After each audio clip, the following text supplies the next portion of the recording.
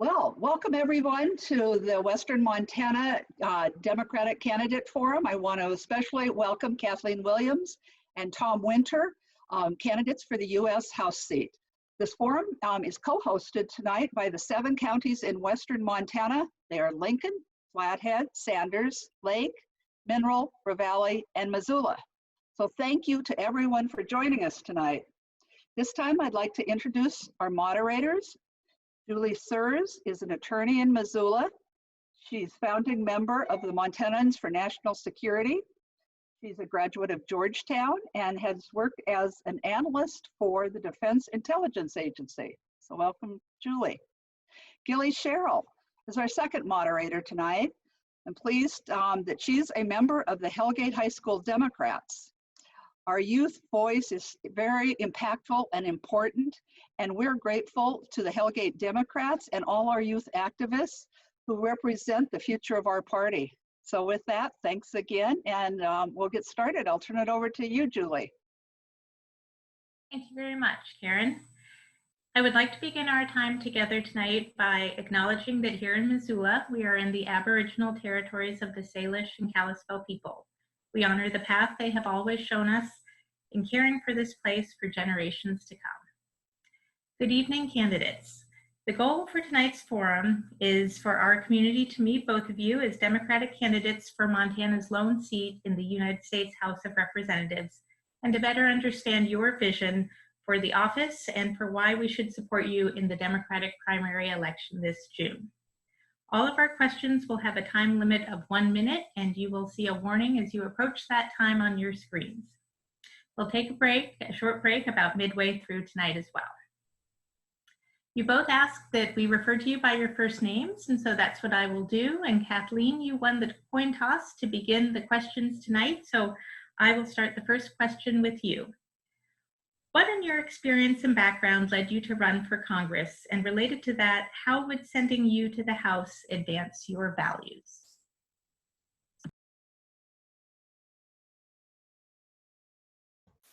Thanks for the question, and thanks for the opportunity to be here tonight. You know, it's people like the Missoula and surrounding county folks that are allowing candidates like us to have a pulpit or a venue during these challenging times where we can't get out on the road. So thank you.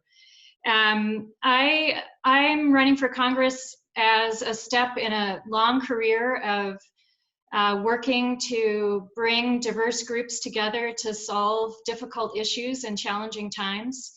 And my values as I was raised were to never stand on the sidelines if there's issues that I'm concerned about, but to step up and work to help. So I did that in the legislature, and I'm ready to do that in Congress. Thank you very much, Kathleen. And Tom, would you like me to repeat the question? Please. What in your experience and background led you to run for Congress? And how would sending you to the House advance your values?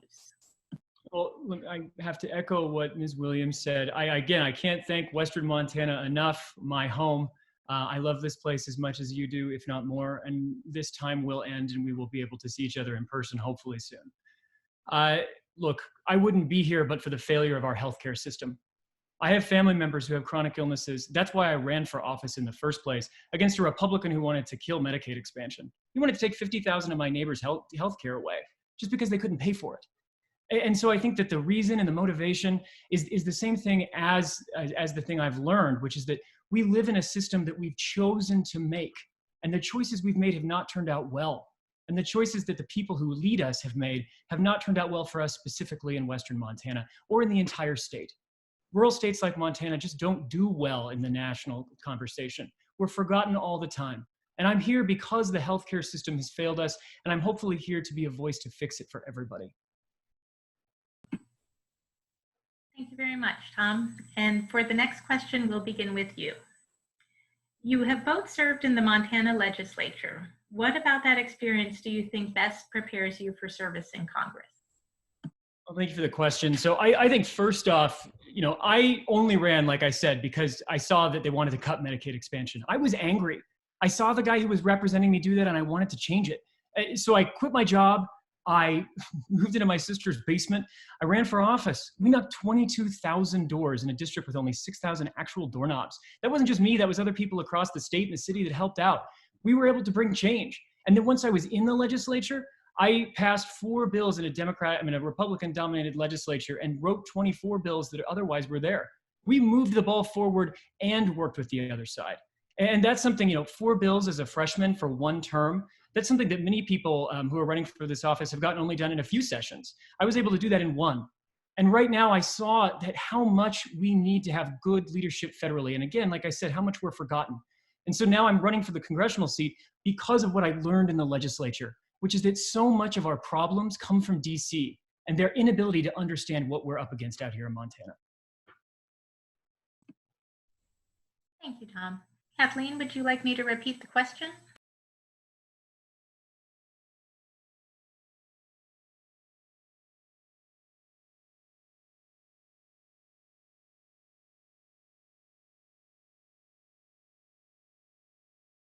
Let's try that again. So thanks for the question. I was legislative staff back in the 90s. I've had a 37-year career in finding creative solutions. My career in the legislature, 3 terms plus the 2 terms as nonpartisan staff, really have prepared me and shown that that I built a reputation there for success, and also working with people of all political stripes, having an independent, proven record of difficult legislation, and people across the aisle trusting me to do good work and that they could work with me. So I think that is absolutely needed in Congress. We need people that can hit the ground running, that have a breadth of experience and a depth of experience to be able to wend their way successfully through a very challenging environment out there. And I know I can do it.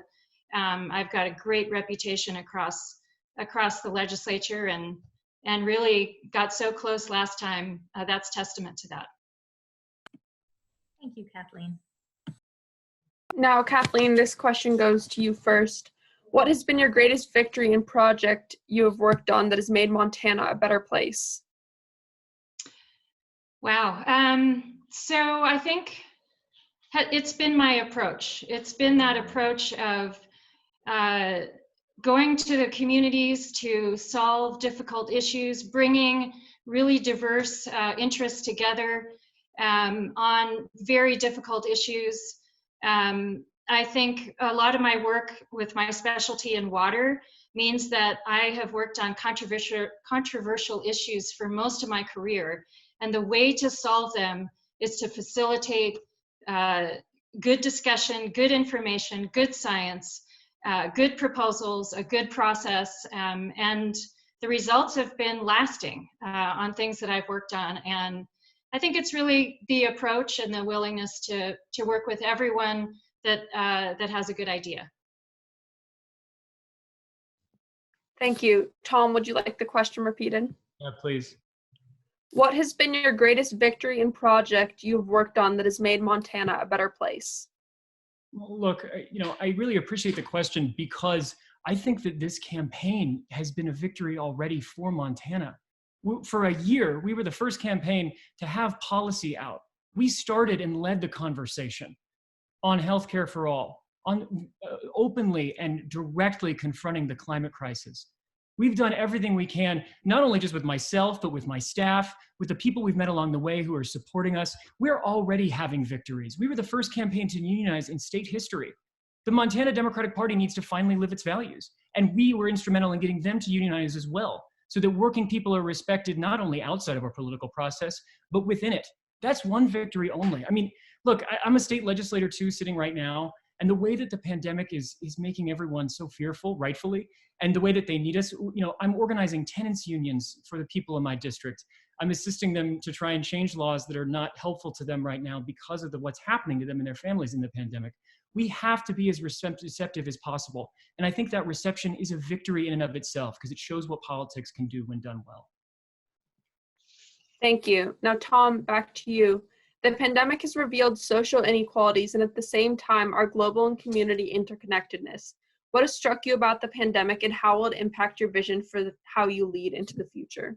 Look, I don't mean to be flippant about the pandemic, but we have not changed our policy platform one iota, because what the pandemic has done is put a magnifying glass on the broken politics we have already inherited.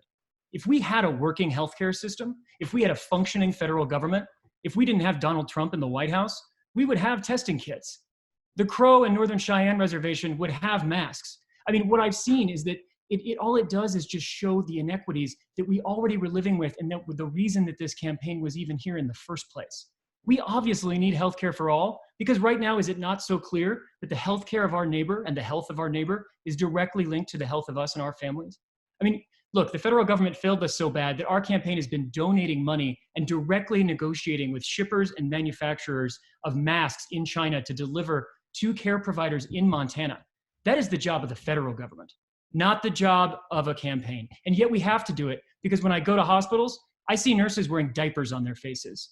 That shows the inequities of the system we had before. And it shows that the pandemic only exacerbates them. Thank you. Kathleen, would you like the question repeated? Sure. The pandemic has revealed social inequalities and at the same time our global and community interconnectedness. What has struck you about the pandemic, and how will it impact your vision for how to lead into the future?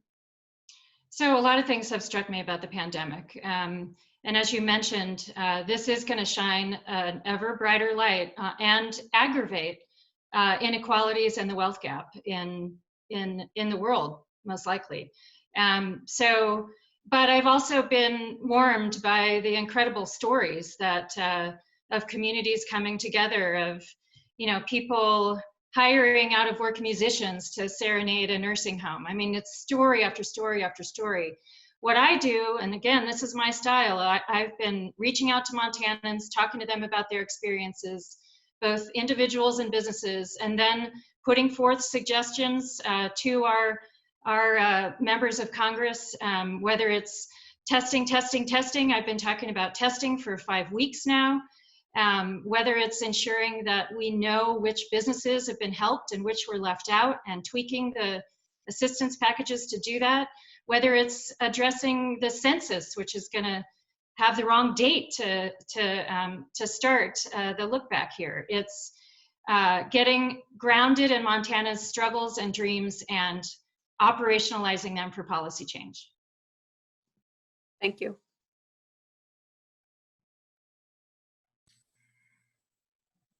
Kathleen, the next question will start with you. Members of Congress have a wide range of responsibilities, and this next set of questions will touch on those. And the first question is, constituent service is a very significant part of what a House member does. How do you plan to approach requests for individual help with the federal bureaucracy? So that is my favorite part of being a office holder. I loved it in the legislature. In fact, I did not just serve in the legislative session.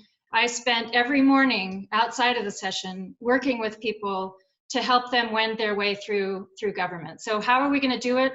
We are going to have the best structure and the best staffing that Montana has ever seen to both bring good ideas and good input on proposals in Congress up to me, and then also to be effective at taking proposals in Congress and putting them back down out in the field to get as much grounding from Montana as possible. So constituent service is one of my favorite things.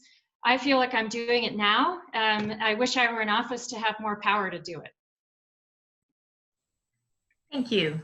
And Tom, would you like me to repeat the question? Please, I'm sorry. No problem. Constituent service is a very significant part of what a House member does. How do you plan to approach requests for individual help with the federal bureaucracy? I think it is so important to note that Ms. Williams and I are running to replace a man who doesn't have open town halls. So just saying that I'm going to have them would be revolutionary in and of itself. We have to ensure that we meet with Montanans at every political stripe. And I completely agree with what Ms. Williams is saying. But I think we also have to ensure that we bring in people who have otherwise feel as if they've been left out of the process. And specifically, I'm talking about our Native American communities, but I'm talking about places like Libby as well. We need to remember that there are vast swaths of the state who voted for President Trump, who believe that the system is failing them completely, and many times it is.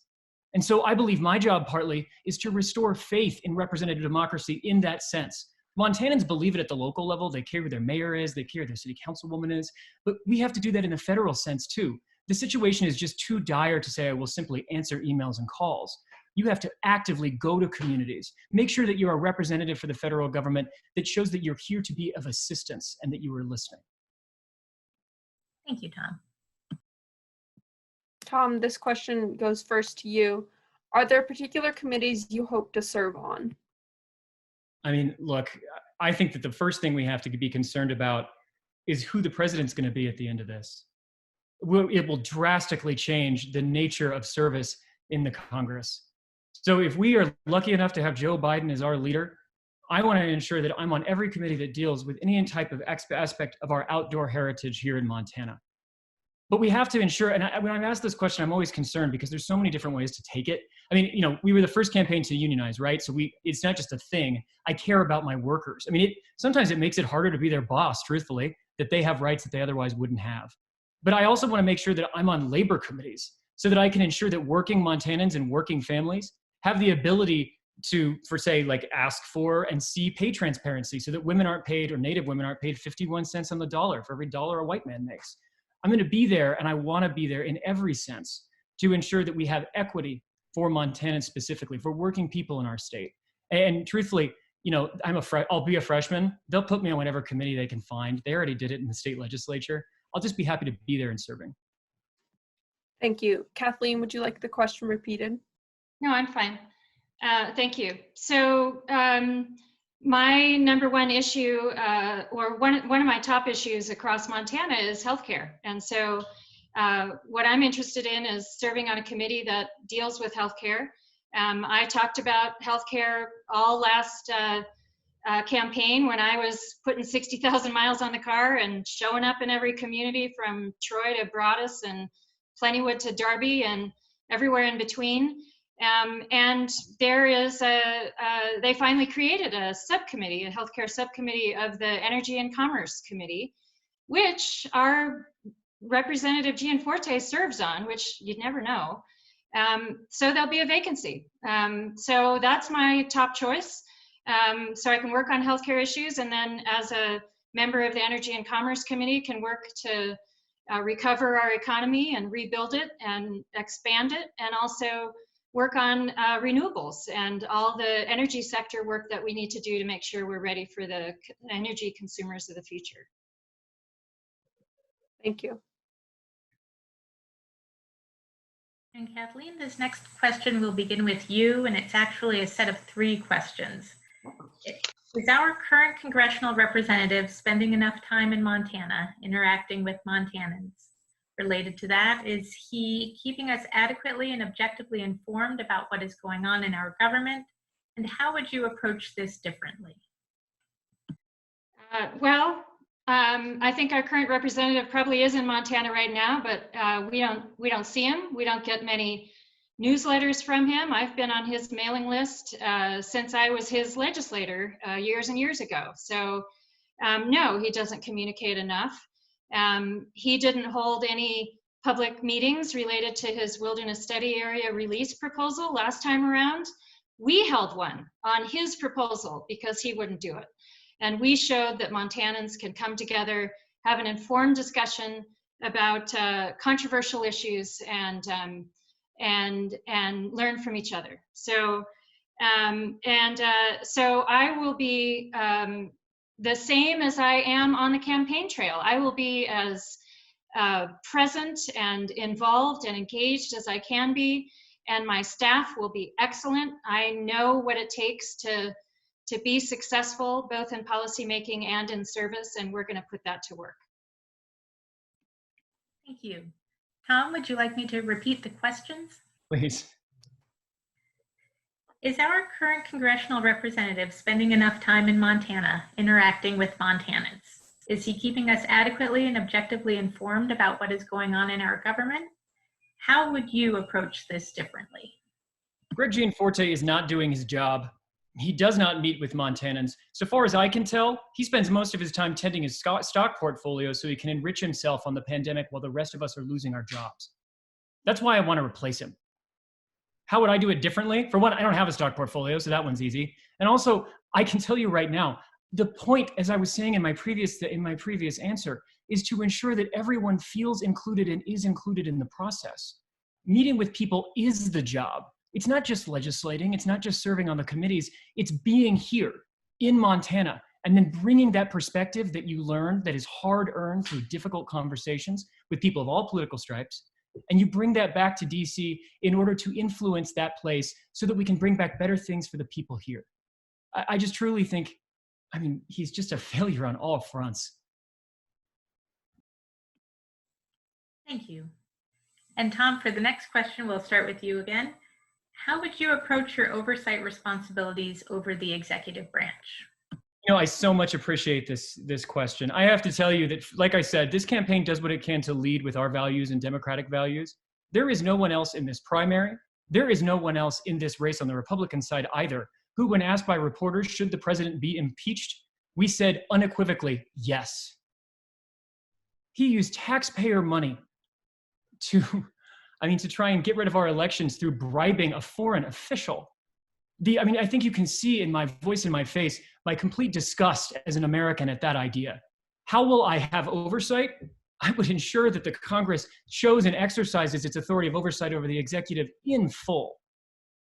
And I can hope to God that Donald Trump isn't our president, but if the voters in their wisdom decide to do so, my oversight responsibilities will be my entire job to ensure that he no longer loots this country and treats it like a hotel manager rather than the president and leader of our nation. Thank you. Kathleen, would you like me to repeat the question? No, I'm fine, thanks. So oversight is important. It's an art. It's critical to be effective. I think in my career, I have worked both within and with so many different agencies at the state and federal and local levels that it's an acquired skill on how you can influence the agencies, whether it's the power of the purse in Congress, whether it's reminding them of their mission, whether it's being consistent with the results of court cases, and not being afraid to call folks on the carpet when you need to, but also have that ability to work through the channels of government in ways that make change that may not be entirely confrontational. Thank you. The winner of the Democratic primary will be facing a Republican opponent in the general election. Let's talk about why it is important that a Democrat is in this role. For this question, we'll start with you, Kathleen. What are your thoughts on the positions of the leading candidates for Congress on the Republican side? Oh, where do I start? So the likely Republican opponent in this race has suggested that he would make a priority of selling off public lands or transferring public lands. He has opposed protections for people with pre-existing conditions in our healthcare industry. He has peddled junk healthcare plans, short-term ones that cheat people in their expectations of their coverage. He has had all kinds of opportunities to expand public land protections and hunter and angler access on the land board, and he brags about 45,000 acres, but you don't hear all the ones that he voted against. He is not using his office in a way that is advancing access to quality health care. I could go on, and I'm out of time. Thank you. Tom, would you like the question repeated? What are your thoughts on the positions of the leading candidates for Congress on the Republican side? Look, I'd have to say that it's, and I agree with Kathleen, it's Matt Rosendale, I guess it's Corey Stapleton, possibly. Let me go into finer detail of my interactions with these men as a public servant myself when they were also serving Montana. I brought a bill in the State House to protect Montanans with pre-existing conditions. Matt Rosendale, at the time, and I guess he still is, you wouldn't know, is the state auditor. He does our insurance. You'd think this would matter to him. He brought a low-level person in there after I actually got other Republicans to support my bill. I got Al Olszewski to say this was a good idea, and everyone knows who that guy is. And then he, behind my back as a public servant, and back of the people of Montana and my constituents, I might add, and he defeated my bill to protect Montanans with pre-existing conditions. And he's the insurance commissioner. I think we know what he thinks about there. Then also with Matt Rosendale, I brought a bill to end scam insurance, as Kathleen was saying. I brought that bill to do that. He came out against it as the insurance commissioner. He would prefer, and he said it to our face, and so did his office. He'd prefer essentially to see Montanans be swindled and buy cheap insurance that doesn't cover things like cancer. It's just unacceptable. With Corey Stapleton, I mean, where do you start?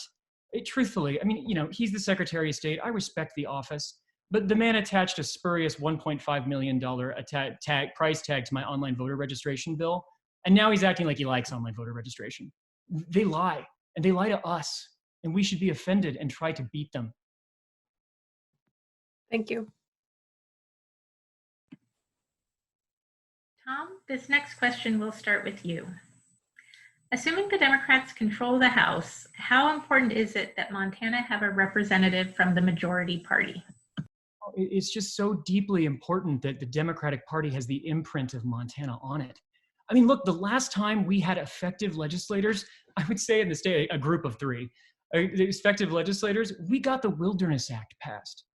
We did that for the country because we know as stewards of the public lands for the entire nation that they're right outside our door. I can see them out my window. We know that they matter. And we brought the Montana perspective in order to bring that to the nation. I know I have to say as well, I am a Democrat and I'm so thankful for everyone who fights for Democrats and the Democratic policies and ideals, but our party needs someone who represents the interior West. There is not one single member of Congress on the Democratic side who holds an at-large seat. When I talk to mentors in the Democratic Party who are serving now, they tell me to just, you know, I should probably just go down to the mall and put my placard out. There are 6 malls. They're separated by mountain ranges. The party does not understand how to speak to people out here. We have lost that. And I so hope to use really the perch of being Montana's congressman to bring change within our party so that we can have a national voice. Thank you. Kathleen, would you like me to repeat the question? No, I'm good. Thank you. So it is important to have a member from Montana in the majority party in the House. You certainly can get more done when you're in the majority, but we need to be prepared and ensure that we elect a candidate in this office that whether that continues in the House, but maybe we can't flip the Senate, or whether we still have the guy at the top as the guy at the top, that that representative from Montana can work to get legislation that can not only go through the majority held House, but can also pass the Senate and get signed by the president. So sure, I mean, it's great to be in the majority in the House, but everyone there needs to be looking at the end game, and you got to be able to not just do symbolic stuff. You got to be able to get it passed and signed and implemented. So it's more than just one House, one party. Thank you. Let's learn more about specific decisions that will be facing you as a member of Congress. And Kathleen, we'll start with you for the next question. When sworn in, you will be inheriting a country that is highly affected by a global pandemic. What would be your top legislative priority? Well, there's a lot of unknowns as to where we're going to be when I'm sworn in January. I have an ability to be incredibly nimble policy-wise. I've been working on a to-do list that we'll be posting on the website that's in more detail, but to basically have a ground game to hit the ground running. I come back to healthcare. We're going to have to do things to help businesses, to ensure that our public health system is strong, but I want to get started on fixing this patchwork of a healthcare system that we've got. But we need to both consider the immediate needs, and those are going to be determined by, how we rebuild, roll out, how serious this pandemic is, how long it lasts.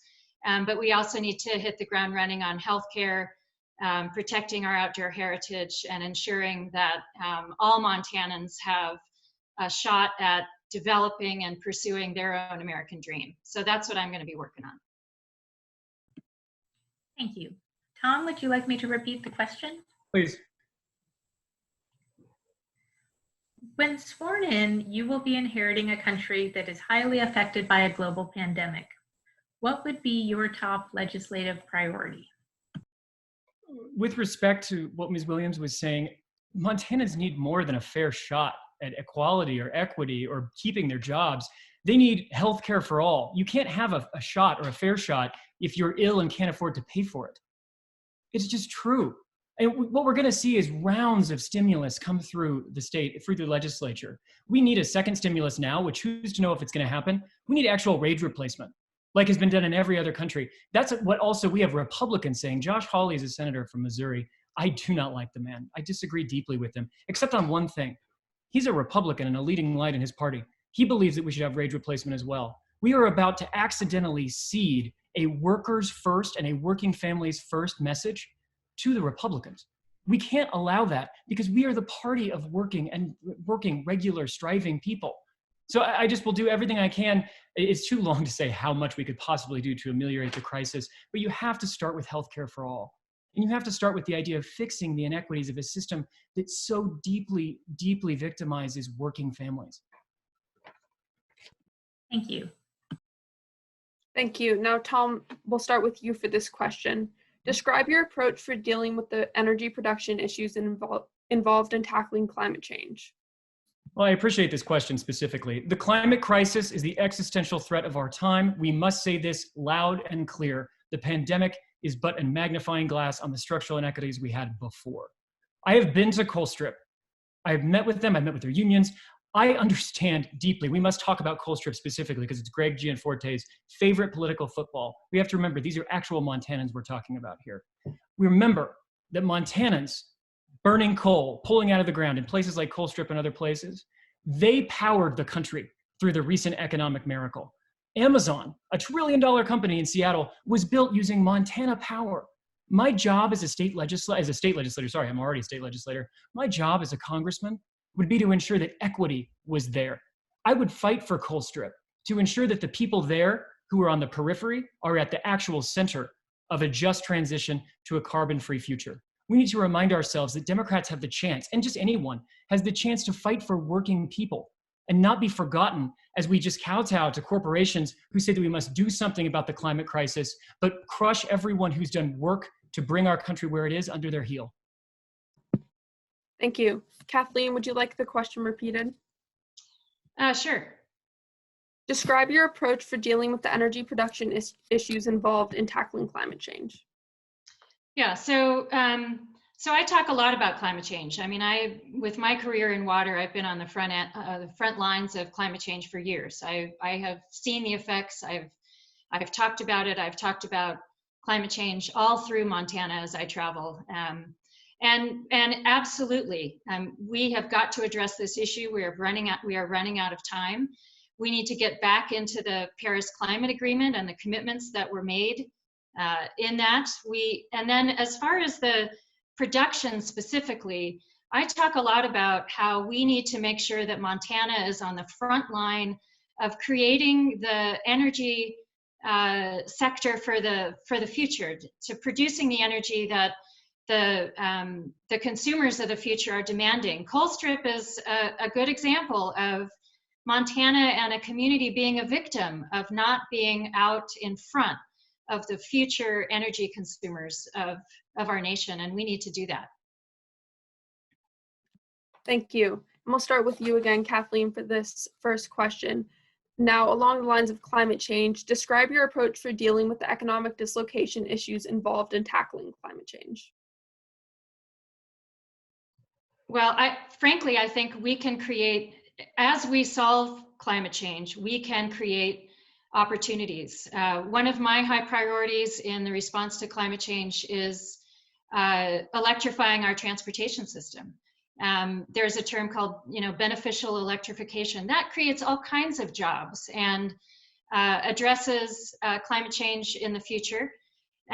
We also talk about bringing our agricultural sector into the discussion of climate change by talking about opportunities to advance soil health. And some say that if we can get soil health advanced enough, we can sequester as much carbon as the current transportation sector emits. So I am all about returning science to the climate change debate, to making strong commitments, to following through, and to finding the opportunities as we respond for Montana.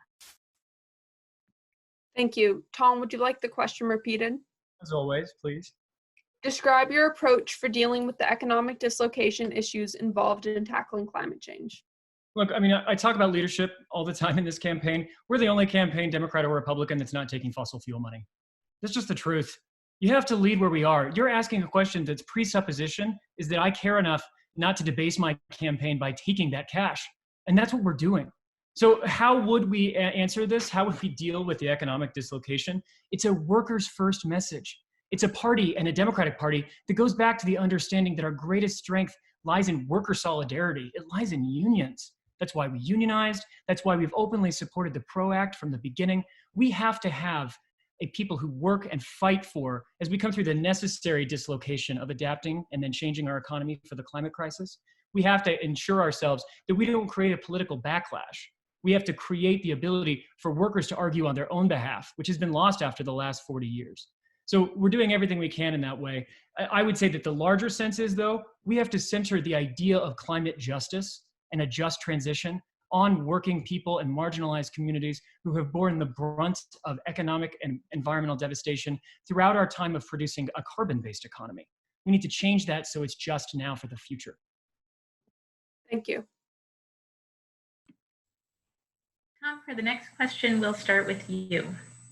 What can Congress do to reduce prescription drug prices? Look, well, I imagine you're in Missoula as well. Well, we're 4 hours from the border. To some people, that means we're 4 hours from affordable life-saving insulin. It is astounding to me that we continue to put up with a political discourse that acts as if the price of drugs is something that we can't control. We pay more than any other country on earth. We essentially subsidize the rest of the world's cheaper drugs. We need to understand that. First off, what the Congress can do is immediately allow the importation of drugs from Canada. They should allow the importation of drugs from anywhere that we allow generics to be sold immediately. But beyond that, again, I don't mean to sound like a broken record. Healthcare for all includes prescription drugs. The answer throughout all this, what we're asking about and what these questions, again, they nibble at the larger issue. We means test the ability to get life-saving medical care, and that includes drugs. We have Montanans who are dying because they can't afford their insulin. We have made the choice to be this way, and we can make the choice to be better, and that would start immediately with allowing the importation, but we have to go so much further. Thank you, Tom. Kathleen, would you like me to repeat the question? No, that's fine. So as I travel the state, prescription drug costs are right up there with general concern about healthcare all around. So, the rancher along the front that is sacrificing his food and his utilities to pay for his insulin. I mean, these are heart-wrenching stories. They're immoral, they're unfair. So what do? Number one, we need to allow Medicare to bargain for drug prices. That's gonna save $11 billion, it's estimated, and we can certainly spread those billions around to help in other healthcare areas. And really, there is a systemic issue in Washington, is that pharma is the biggest lobby in Washington, D.C. It's amazing to me when I was a legislator how deep the reach of pharma gets, including into trade agreements. And as the new NAFTA was negotiated, one of the things the Democrats negotiated out was protection for biologics in patents. We need to have strong people that can ensure that pharma is extricated from the depths to which they're involved and buying their way into Congress. Thank you. Kathleen, for the next question, we'll start with you. How do you see us moving from the ACA to full universal health care? So we got to keep the ACA in place. There's so many people that are dependent on elements of that. A lot of people don't know that expanded Medicaid is part of the ACA, that being able to stay on your parents' insurance till you're 26 is part of the ACA, protection for pre-existing conditions is the ACA, fixes in Medicare is part of the ACA. So we've got to keep that in place while we fix other things. Part of my proposal with healthcare is to allow people 55 and older to buy into Medicare. That I think we can pass no matter what the political arrangement or balance is out there. And I think that will be the spark to ignite the movement to a better system for everyone. And so that is not an incremental step. It is a step that will light the fire to a better system for all. Thank you. Tom, would you like me to repeat the question? Please. How do you see us moving from the ACA to full universal health care? I mean, with respect to you as questioner and respect to Ms. Williams as someone who's also, I think, you know, we are here on the field of ideas arguing and looking for Montanans' support. I support moving toward universal health care. Allowing people age 55 and above who are wealthy enough to buy into Medicare to do so, that is not a healthcare plan. That is a plan to allow rich people to buy into Medicare. That does not help me, who has a pre-existing condition. It doesn't help my neighbors who are 48. We have to acknowledge the scale of the issue. The pandemic has shown this. Our broken healthcare system leads to deaths now. And I understand the concern amongst Democrats. I understand the concern about everybody about drastic change. But right now, what is drastic? We're seeing the economy shut down because we have a broken healthcare system. We're losing trillions of dollars because of our failure to do this and our belief that the people are not ready, so we must only tiptoe. Again, with respect to Kathleen, there's a difference here. Allowing wealthy people age 55 plus to buy healthcare saves people who are rich enough to buy healthcare who are age 55 plus. It leaves the rest of us in the lurch. And I have a numerous legislation that I actually support as well that I can get into if anyone has a question. Thank you, Tom. We'll start with you for the next question. Please. What more could the federal government be doing to keep our promises to our veterans? Look, the federal government right now doesn't keep its promises to its veterans. I have family that work in the VA. They dedicate their lives. They're doctors. They could make more money. They make more money than I do anyway. They could make more money doing something else. They believe working at the VA is a service to our country for those who have been warriors for our cause.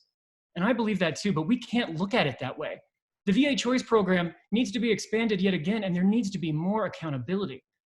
But more so than that as well, and if I may get into the larger issue, the idea of America sending its young people on endless wars without ends that we understand. I mean, notice that in the middle of this pandemic, in the middle of everything that goes on, our president has ended essentially the war in Afghanistan. I know people who were harmed in that war, who came back with scars, both physical and emotional. Montana has some of the highest rates of veterans in the country. We serve more than most. And I think we ask so much of them in the idea that what we can do for our veterans, one is to send them on just wars that have a clear outcome and a clear end. Another is to reform the VA, of course, but we have so much to do. Thank you. Kathleen, would you like me to repeat the question? So I'm from a military family. My father was in World War II. My husband was a Vietnam era veteran and actually went to serve as a reconstruction team member in Iraq in 2009 through 11. So I have an incredible respect for those that serve in the military. And we owe them everything when they come home and they've sacrificed. So I would say a lot of the themes here are, in my opinion, what we can get done. Each of these terms is 2 years. 2 years is a very short amount of time. So we can talk about a lot of platitudes and ethics and morals and grand visions, but I'm someone who's going to work to get things done. So we need to fix the choice program for veterans.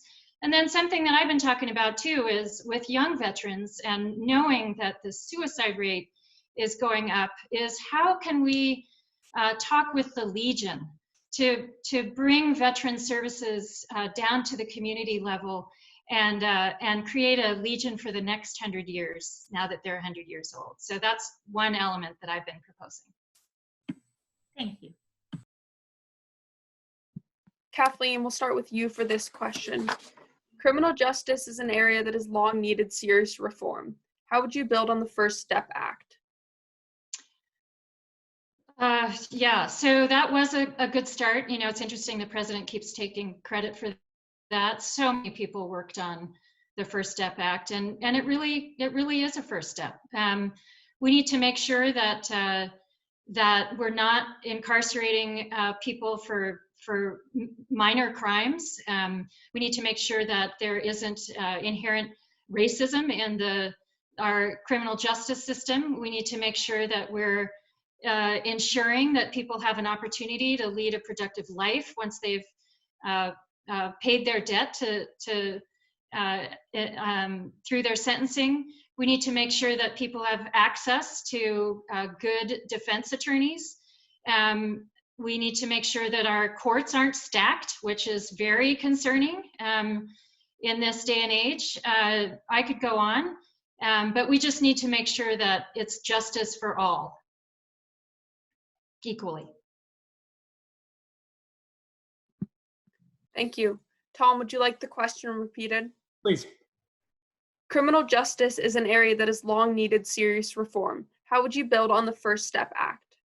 Look, the First Step Act was truly an amazing first step. It's what we see when we actually have people working across the aisle for the common good of America. And that was a positive, but it does not include sentencing reform. We can empty the prisons all we want. We can ensure that we don't have racial disparities, but the sentencing itself needs to be reformed as well. And I know there's talk of there being a Second Step Act. I mean, the idea that these names are ridiculous, but you know, we need to ensure that we understand that what we're doing is not incarcerating specifically people of color more than we were already before. There's a chance that if we don't win seats like in Montana, we won't be able to be an open part of the Second Step Act. And we won't be able to be there for sentencing reform, which could include keeping a lot of Montanans out of prison who don't need to be there. I really do believe sometimes that the carceral state, it's gone far enough. We need to remind ourselves that at times, prison is not just punitive, but reformative. And that's the important aspect. And I have to say, as Kathleen was saying, this is not a platitude. These are deeply held beliefs of Montanans. It matters that our morals go with us to Washington. We're not just bureaucrats, we're leaders. Thank you. Tom, we'll start this question with you. What else should Congress do about the affordable housing crisis? The affordable housing crisis. Look, Missoula and Bozeman, relative to wages, are in the top 10 most unaffordable cities in the country. We act like it's a problem over in Seattle or Portland. It's not. It's right here at our doorstep. We need to remind ourselves of that. One thing Congress can do is truly, I believe that Fannie Mae and Freddie Mac being so deeply involved in our mortgage process, then that is the step through which we are able to get more people, specifically people of color, specifically people who are younger, who can't afford to buy in the first place, to reduce the 20% they need to put down to get their first mortgage. But we also, and some people, especially in Bozeman and other places, aren't going to like to hear this, we need to have federal preemption of the laws that allow people to keep from building homes next to them. I am tired of the idea, this NIMBY idea, that I will destroy the country so that I can have a beautiful view in my backyard. Montanans have space. This is never going to be a problem for us. But we see what happens in California when they do this. San Francisco likes to act like it's this beacon of liberalism, but they do not have enough housing for their own population. That is a failure on the policy level that I will not allow to be repeated here in Montana. Thank you. Kathleen, would you like the question repeated? No, that's fine. So absolutely. The prices in my community keep rising and getting more and more out of reach for everyday Montanans. We want our youth and our college graduates to be able to stay here and work and stay in the state that they love. It's both a symptom and a problem. It's a symptom of, again, the widening wealth gap in this nation. It's a symptom of the aggravated issue of affordability when people are drowning in student debt. It's a symptom of high healthcare costs. So we need to address all of those aspects. And we need to make sure that, that we've got creative housing programs that incentivize more dense and more affordable housing. And there's all kinds of ways to do it. There's lots of architects and groups working on solutions to housing that keeps the community fabric in place. And I'm all ready to work on that. Thank you. Kathleen, this question will go first to you. What can the House do to reduce the amount and impact of dark money in our elections? Well, they can pass HR 1. So I signed on, well, they did pass HR 1. So HR 1 was the Voting Rights Act. It is based on a letter that I signed, the concepts that I signed on to last election. It's sitting at the door of the Senate. HR 1, it's the first bill that came out of the US House. And so we can pass that. We absolutely need election reform, campaign finance reform.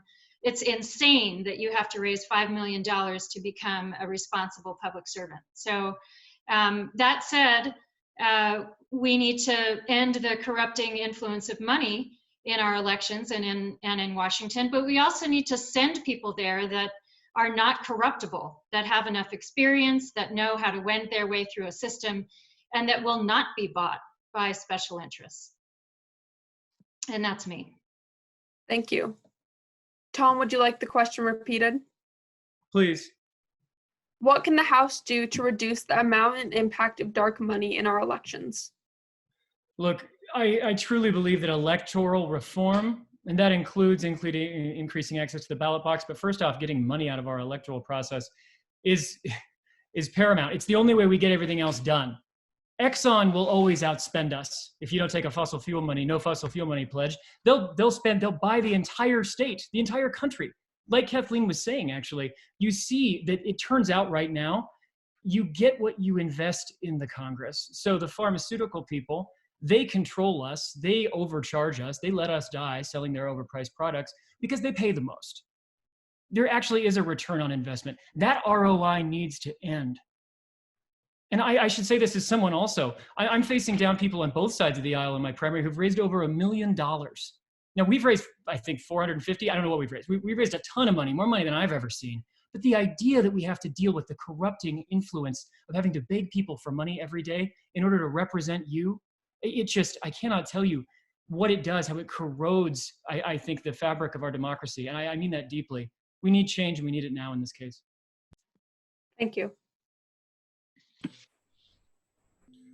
Okay, this next question will be our last before we take a short break. Tom, we'll start with you. Should the ethics rules that apply to Congress be strengthened, including provisions on stock trading, anti-nepotism, and other ways that members have unfairly used their positions for personal benefit?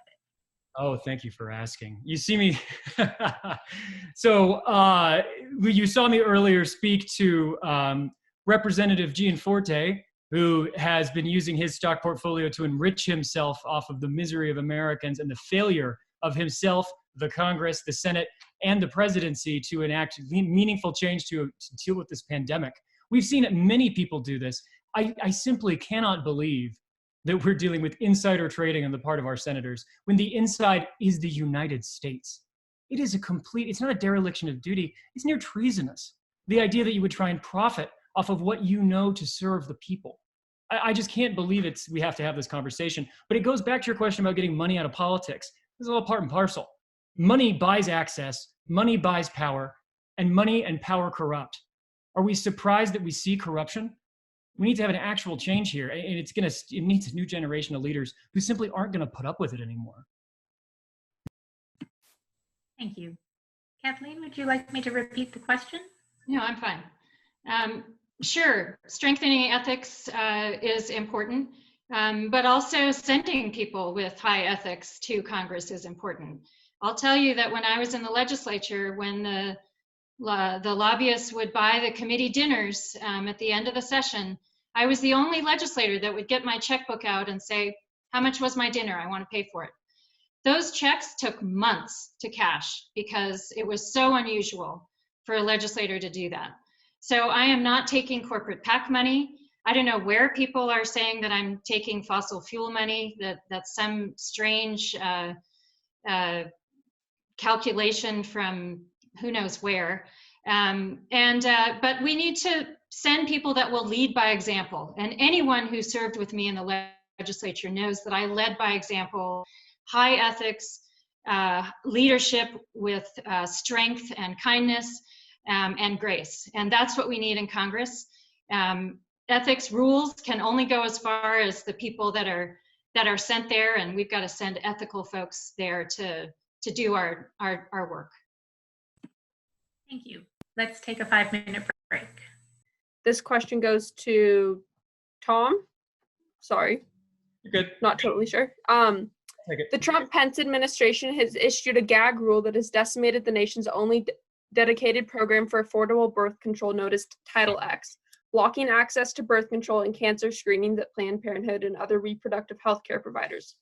As a member of Congress, will you vote to end the domestic gag rule and expand access to these essential healthcare services? Of course.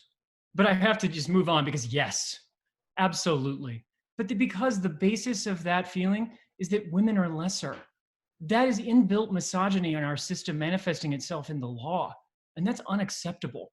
I mean, our campaign fights for healthcare is right from the beginning, but abortion is healthcare.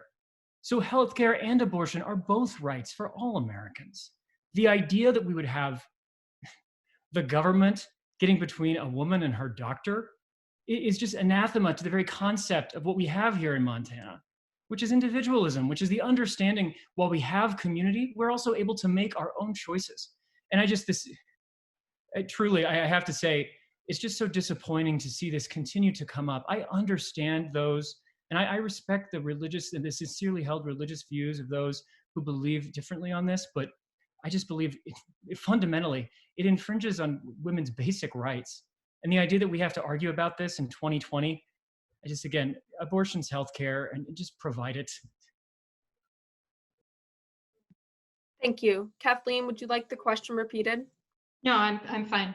So I have been an advocate for women being able to make their own health decisions my entire life. When I was building my career, moving around the West, the phone book couldn't even keep up with me. But where did I get my health care? The only health care that I got was Planned Parenthood. That's where I got my annual screenings, cancer screenings, and really the only health care I could afford. So that's been my health care, and I've been a strong advocate for women's health, standing up on the House floor and falling on my sword in the state legislature to protect a woman's right to choose.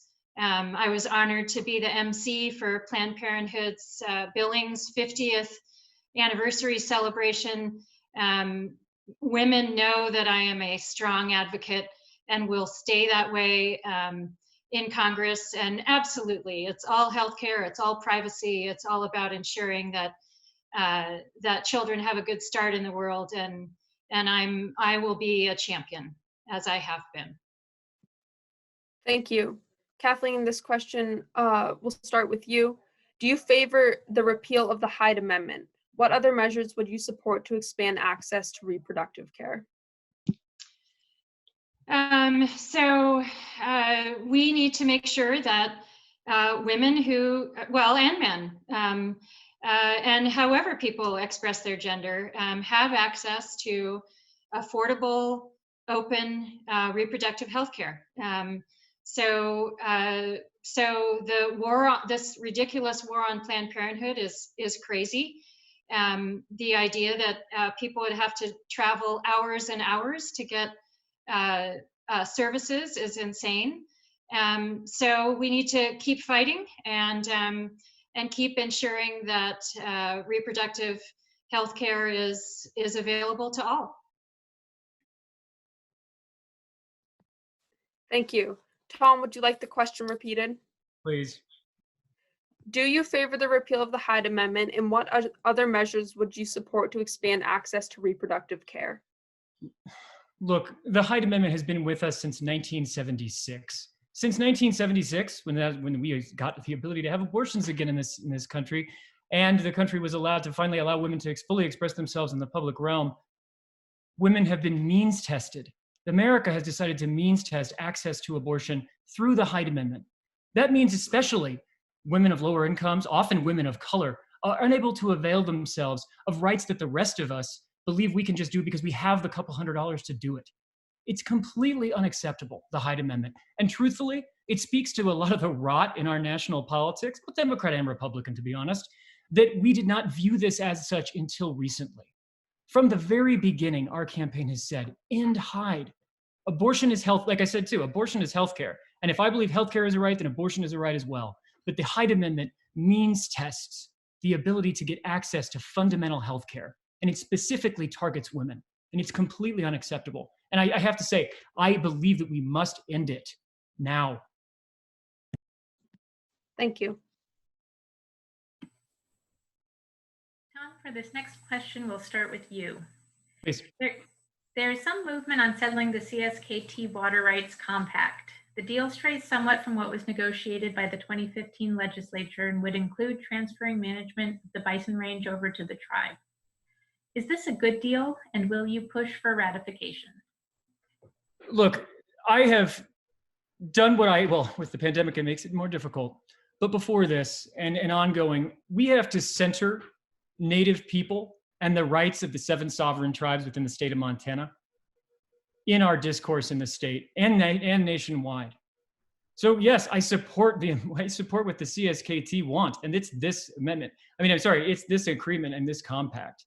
There is no other way to deal with this. You do not deal with centuries of inbuilt racism by saying no to this. It's just unacceptable. And I think we see also some of the politics and the desperation of the politics against this, because we've seen some people come up statewide with this thing called the People's Compact. What it is based in the understanding that white people will always prevail over Native people in the state. And it won't. That has to end, and that ends now. And that ends with the Congress ratifying the the compact. So that's just what we have to do. It's just incumbent upon me as a state leader and as the person who'd be representing not only tribal people in the state, but as one of the liaisons between those sovereign nations and the federal government to support this. Thank you. Kathleen, would you like me to repeat the question? No, I'm good. So I was one of the lead negotiators on the CSKT compact. I carried the first version in the state legislature when we knew it wouldn't pass, but we needed to get it started so the education process would unfold. I vice chaired the Water Policy Interim Committee for 18 months, trying to get that compact in a position where a Republican could get it over the finish line. This is a topic that we need results on in Congress, and having someone there that knows the ins and outs of that compact is going to be critical to getting it passed. As far as the Bison Range, if that's a negotiated element that is acceptable to all and the tribe's favorite, that's fine. And as I understand, they may invest more in that, in the range, and maybe make it a bigger jewel than it already is. So Rosendale opposed it, and we need a champion who's knowledgeable and can get it over the finish line in the U.S. House. Thank you. And for this next question, we'll begin with you. Should Congress direct that marijuana legalization be left to the states?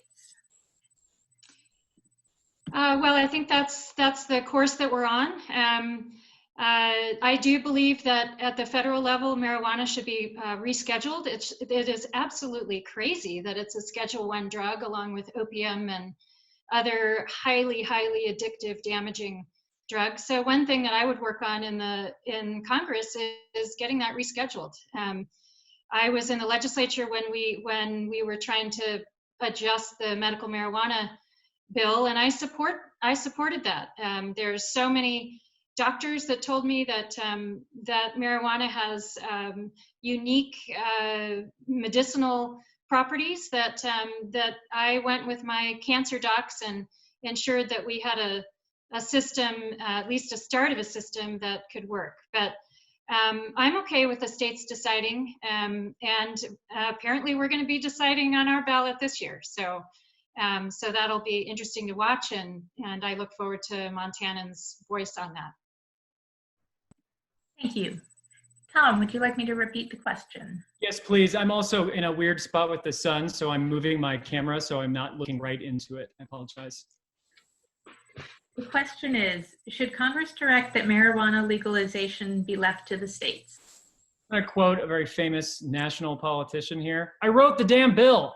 I wrote the recreational cannabis legalization bill for the state of Montana when I was in the state legislature. I knew it wouldn't pass, but I also knew it was the thing that I heard literally after taxes, taxes, and taxes. Then I heard, and we need to decriminalize and also legalize recreational cannabis.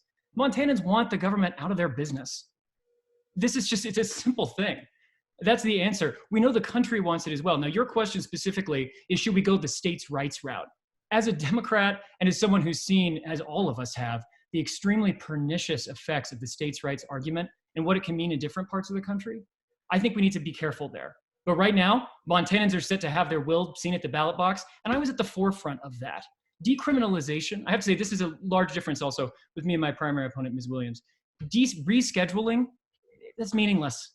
It's not gonna help. My father, he has a terminal illness. He smokes medicinal marijuana to help himself, but also Montanans should be able to smoke recreational cannabis because they want to, and because they have spoken already. Rescheduling, rescheduling doesn't do anything, truthfully. Thank you. Thank you. Now, Tom, this next question will begin with you.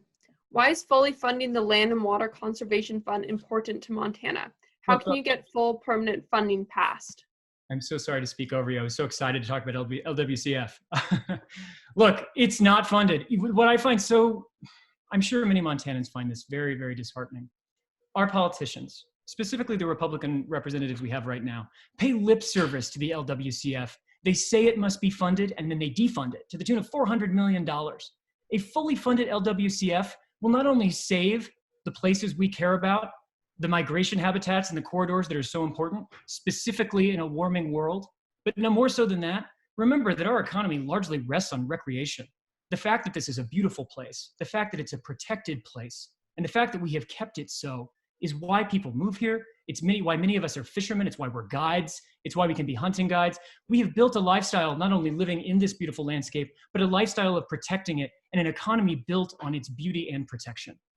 Not funding the LWCF is a stab in the back to the people of Montana who depend on those lands. And not only with that, but the inherent value of the lands themselves. The LWCF just simply must be funded fully. And I'm so tired of people saying, like Greg Gianforte and Steve Daines, oh yeah, it's so important, and then they don't fund it. It's ridiculous. Thank you. Kathleen, would you like the question repeated? No, I'm fine. So LWCF, Land and Water Conservation Fund, is a critical fund to not only federal lands and facilities, but also softball fields and trails and fishing access sites, and both urban and non-urban opportunities and structures. So it's absolutely critical to fully fund it. And I agree that, you know, the victory lap that our Republican members of the House and Senate took on the authorization, the permanent reauthorization of the Land and Water Fund was so false and hollow, because it doesn't matter if it's reauthorized if it's not funded, right? So yeah, 900 million, that's what full funding is, and we need to get it done. Thank you. Kathleen, this next question will begin with you. Should the House be playing a more significant role in foreign policy decision making, from trade to our involvement in armed conflicts around the world? Yes. So I was early to speak out on the tariffs when the president started talking about steel and aluminum tariffs. And my first thought, being again a policy expert, is why does the president have authority over tariffs? That's policy. And sure enough, over the last decades, Congress has continued to abdicate its authority over foreign economic policy to the executive branch. And I think we need to claw that back. I think we need to ensure that we're funding our diplomats. We need to, diplomacy, deterrence, and then defense, right? That's the tier, the 3 Ds. And we need to make sure that our diplomacy is strong, and that Congress has a strong role, that we're not operating off a War Powers Act from 2001, and that we make sure that we're advancing a peaceful world. Thank you. Tom, would you like the question repeated? As usual, please. Yes. Should the House be playing a more significant role in foreign policy decision-making, from trade to our involvement in armed conflicts around the world? Look, I think Ms. Williams actually hit on something very important. For one, so the Congress has the ability and the responsibility to declare war, something they've largely abdicated throughout most of my lifetime, and yours, I imagine. The expansion of the imperial presidency, I believe, began under Reagan, saw a full flowering under Bush II, when he would just recall that he would just do signing statements for things and just decide to ignore certain parts of legislation that we, the Congress, would send to him. And truthfully, Obama had his issues there too. We have to look at that with a pretty gimlet eye. But you talk about what Congress should do with foreign policy. So for one, I agree. The president's encroachment on the authority of Congress specifically to talk about trade is one that we really need to look at very specifically. The idea that we're going to have endless Democrats and Republicans in the presidency or running for it, demagoguing on trade, is going to whipsaw the markets nationally and internationally. We have farmers here that require, commodity farmers specifically, that require stable trade agreements. Believe me, I believe in worker force trade agreements and trade agreements that privilege America over all else. But at the same time, we also have to have ones that don't whipsaw from administration to administration. And we're quickly going there if Congress doesn't reassert its role, which I fully support. Thank you. Tom, this next question will begin with you. As the use of social media, image recognition, and artificial intelligence increases within the private sector, the need for privacy protections grows. How will you protect Montanans' right to privacy? This is a very important topic and one that does not get enough play. I've seen things that probably aren't really hot takes saying, hey, we're in a pandemic and we're going to have to wear masks, but at least it means they won't be able to do face recognition on us when we're in public. That wasn't a joke. We are entering a world where our private lives and the information of truthfully, of the details of every aspect of our life is already monetized. How does Facebook make money, do you think, anyway? They do it by we are not only the customer, we are also the commodity. This is an unprecedented time in capitalism to see it be that way. That has not happened before. We need actual, strong policy that protects people's privacy on the internet and in real life. The European Union has actually really done a lot of work here that I've been really impressed by. And it wouldn't be like borrowing from Europe or anything like that. This is a broad-based, across the board feel amongst Democrats and Republicans. We need to have more security, not less when it comes to our online lives and in real life. And that includes privacy protections that are more robust than what the EU has been doing. It's not hard and it won't kill American jobs because we already have American companies operating within the bounds of the EU strictures. So we know we can do it. All it takes is the political will to act. Thank you. Kathleen, would you like me to repeat the question? No, I'm fine. So I have been concerned about privacy issues for a very long time. Even when you run a campaign, I have been committed to maintaining people's privacy, which is something I'm very proud of. We don't share our list. And so one's commitment to privacy protections needs to go straight down into your own campaign, and it does with ours. So I think we're going to see a revolution really on the willingness of people to have their data mined and sold, and I'm going to look forward to be in the lead of that revolution, where we turn things back and people truly do have an ability to opt out. It's effective, it works, and they have the control over their own data and their own information going forward. Thank you. Kathleen, for this next question, we'll begin with you.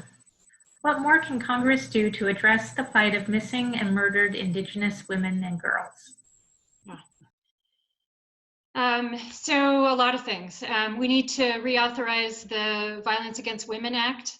I know that our current representative voted against reauthorizing that. It has important shared jurisdictional authorities in it.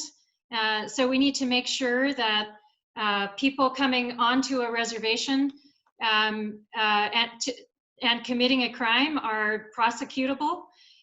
We need to make sure that our justice system has the resources and the oversight to prosecute and to seek out perpetrators.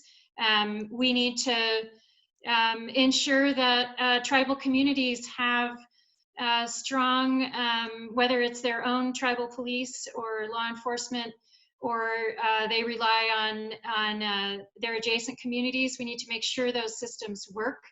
And we just need to pay more attention to it and ensure that all Native Americans, whether on or off reservation, are as safe as anyone else in America. Thank you.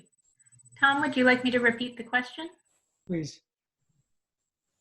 What more can Congress do to address the plight of missing and murdered Indigenous women and girls? This is why it's so important to have someone from Montana in the Congress.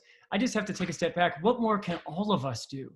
We are in a situation where a specific group of people, and women at that, because of the color of their skin, because of their ethnicity, are targeted. They're brutalized and often murdered. We have to use an acronym to talk about this. I was talking to someone outside of the state recently, a policymaker in the federal government, and I said, well, there's MMIW. And they said, what's that? I described it, and she was so offended that I would use an acronym to describe something so horrific. What do Montanans do with Native women?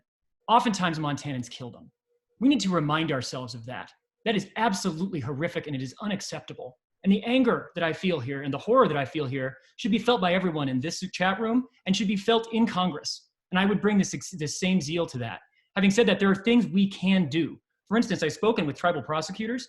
There are many times when a Native woman will go missing and they'll say, we don't have the resources, we're so sorry. But then a dog goes missing in Missoula, this actually happened, and we have 45 people looking for the dog. I think it says exactly how we treat women, and Native women specifically in our state. And I'm angry about it and I'm disgusted. And it means that we can change this through better funding, at least of the FBI and federal resources for the tribes in this case. There is so much we can do. This is horrific. Thank you, Tom. For this next question, we'll begin with you. What can Congress do to better protect Montana children from online harassment, bullying, and exploitation?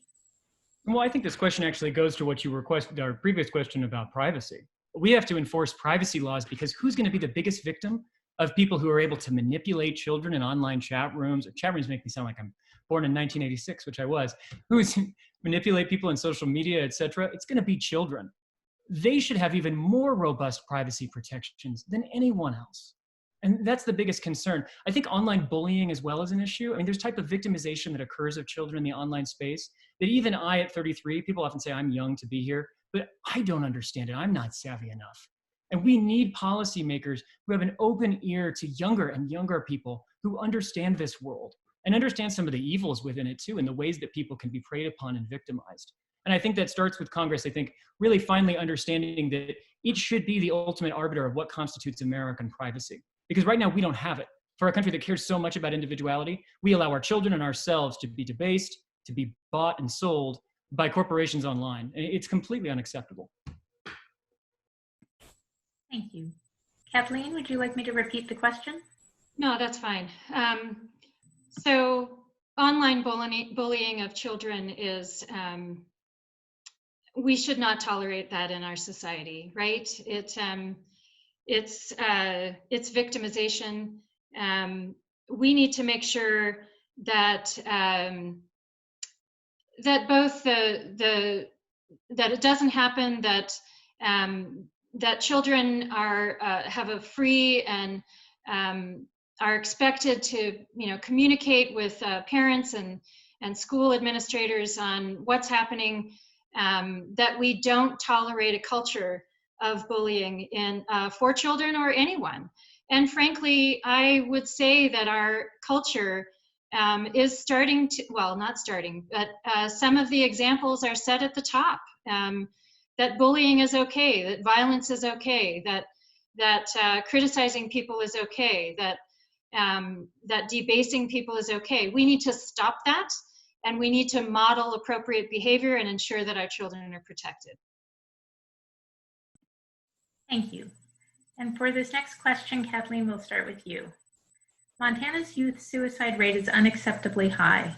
What can Congress do to address this? So when I talk to, especially on our reservations, when we talk about suicide, there's been so much both heartbreaking but important work that's been done to try and get at the root causes. A lot of it is a feeling of disengagement, that people don't matter, that they don't have a role in life, that they don't have a way to be important, that they don't have a network. So we need to work on all of those aspects of our culture. A lot of people will say that easy access to firearms is part of the cause of the high suicide rate here in Montana. And this is something, Montana has so much to be proud of, but certainly it's not an area of pride to be the top suicide rate in the nation. So, so we need to develop a culture that ensures young people feel valuable and welcome, and then we need to address the other root causes. Thank you. Tom, would you like me to repeat the question? I think I got this. I would say, so I worked in the state legislature on Health and Human Services Committee. I expected to talk mostly about Medicaid expansion. Instead, we spoke about the fact that Montana has the second or first highest suicide rate in the nation. We are losing a generation of largely older men specifically. I know you spoke about youth suicide as well, but I think suicide in general is an epidemic that is buffeting Montana communities. We're losing our uncles, it's mostly older men again. We're losing our uncles, our fathers, our sons, then we're also losing youth. What is the biggest predictor of a successful suicide attempt? Having a gun in the home. I will say that openly. I'm not afraid to say that because I know what happens when people have guns in the home and they have suicidal ideation. They kill themselves. That's what happens to Montanans. And we have to have someone who full-throatedly understands that we can save lives by talking about red flag laws, which I did not hear from my opponent just now. That will save lives. People who are suffering from mental illness, it will do that. I should mention also that we have the endorsement from the Montana Psychiatric Association. That was not something we sought. It's because we talk about the fact that there aren't enough providers, that we have to increase telehealth possibilities. Why do we have this? Not only access to guns, but also because we don't have enough psychiatrists and mental health professionals. We have to invest more in mental health, and healthcare is a right. Thank you. Tom, this question will start with you. Should Title VII of the Civil Rights Act be clarified so that it explicitly covers sexual orientation, gender identity, and gender expression? Without question. I want to stop right there, but I should say also, I'm a child of a same-sex household. I can't believe we have to have this question anymore. I remember driving down the highway with my brother. We were on a road trip, and the Supreme Court came down with the ruling that allowed same-sex couples to marry. I didn't know that would hit me like a ton of bricks, but it meant that my fathers were the first gay couple in Oregon to get married in history. The idea that our society goes against people, refuses to protect them, let alone goes against them, which happens all the time, of different genders, gender orientation, sexual expressions, identities, is anathema to me. It's just, again, this is one of those questions with complete respect to you asking it, because it does matter. But again, I cannot believe we're still here. A pandemic rages, inequality is rampant. Our society is teetering on the edge of a really difficult time coming up with a recession and possibly a depression. And the federal government still tries to victimize some of the most vulnerable members of society. And that includes my dads. I'm tired of it. It just, you know, I'm sorry, that's personal to me. Thank you. Kathleen, would you like the question repeated? No, it's fine. So it is shocking to me that there are states where you can lose your job depending on who you love. And that is unacceptable. What also is unacceptable is the fact that protections for LGBTQ plus community members has had to rely on court decisions. And so, yeah, we need to enshrine these protections in law, right? Because we're seeing the courts being changed, and to have that fundamental of a decision only be the result of court decisions does not bode well for the likelihood that those protections will continue. So yes, we have to expand Title VII, and it's not government's role to tell you who you can or can't love. I have been an advocate for all rights of all folks, no matter how they express, both in the legislature and beyond. So I'm proud to continue to do that in Congress. Thank you. Now for the last question, we're going to begin with you, Kathleen. Let's end the questions where we began. How should the U.S. Congress interact with sovereign Indigenous nations? Well, I mean, we need to respect their sovereignty. I have a lot of my tribal friends tell me that they're only as sovereign as the U.S. government lets them be, and I think that's a harsh reality. We need to ensure that we are grounded and connected and aware of the interests of our Native communities, both on and off reservation. Every reservation is different. Every reservation has, multiple tribal units and subgroups. So I have made a point of supporting Native language preservation, reducing youth suicide.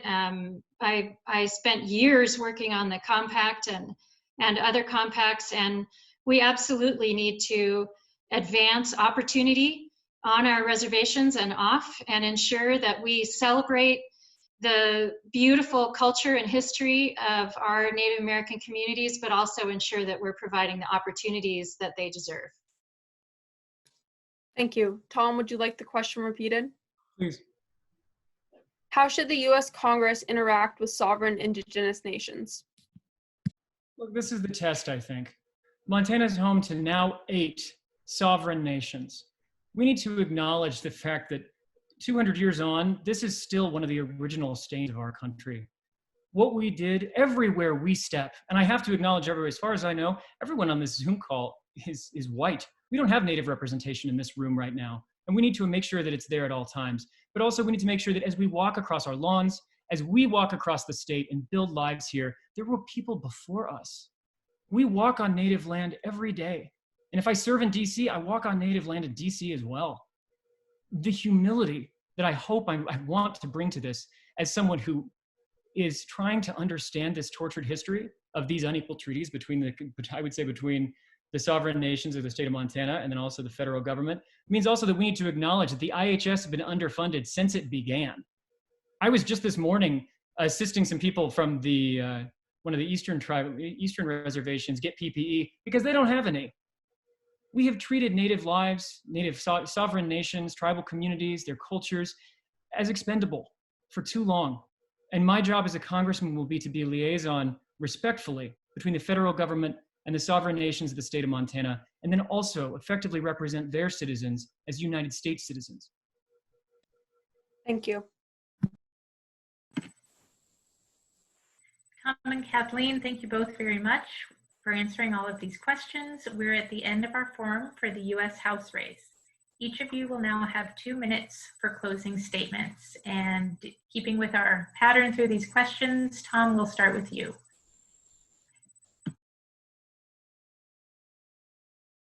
Can I start again? Sorry, I'm muted. First off, I have to thank all the Western County Dems for doing this. What we fight for as Democrats and as Montanans is for a more just world. And that's what we're trying to do here in this campaign. I have to just tell you again that it is such a privilege to be up here, but also it shows the urgency of the moment.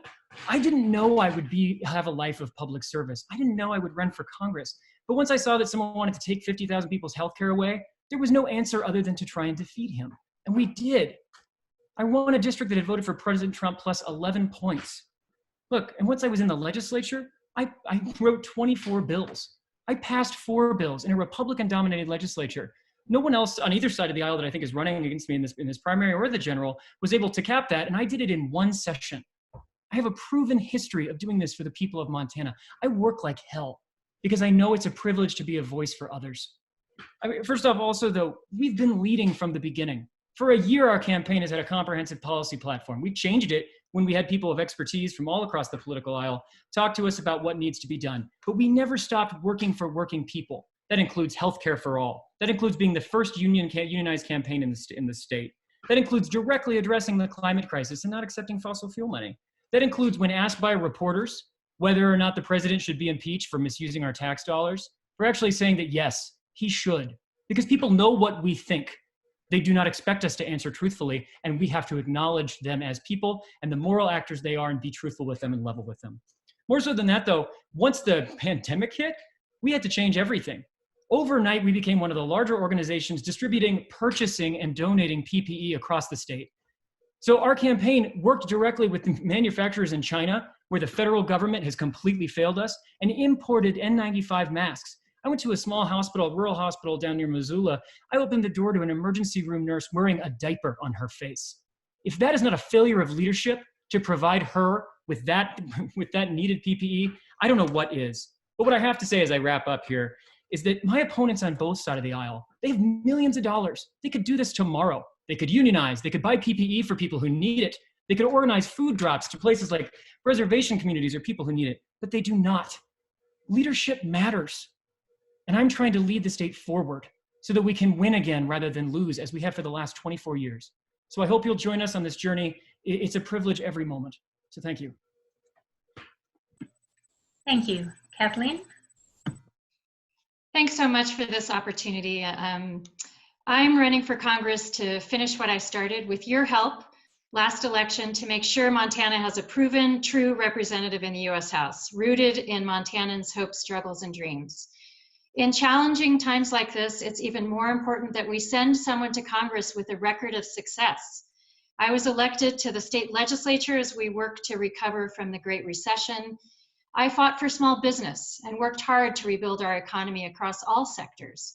One of my bills created over 200 new small businesses in just 3 years. We need someone who can bring solutions on a range of issues. Healthcare issues are personal to me, having been a caregiver for 8 years, beginning at age 11. I passed legislation that is saving the lives of cancer patients. I fought to eliminate surprise medical bills and expand Medicaid. We need a proven policymaker to fix our patchwork of a healthcare system and ensure we expand access to affordable, quality healthcare.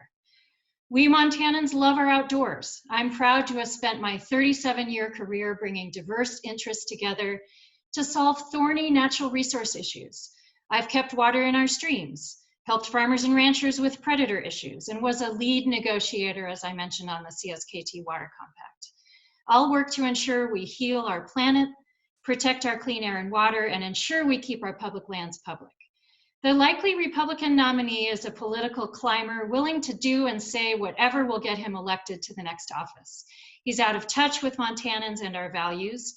He's anti-public lands, anti-coverage for pre-existing conditions, and has used his office to do favors for those who contributed to his campaign. Don't let him tell you otherwise. It's time for something we haven't seen in the U.S. House from Montana in a while, a representative that doesn't take money from corporate PACs, that stands for Montanans. I moved to Montana 26 years ago. It's the first place that ever felt like home, and I've worked to serve this great state in as many ways as possible ever since. I love this state, and I'm ready to fight like hell for you in Washington. I ask for the honor of your vote. Thank you. Thank you.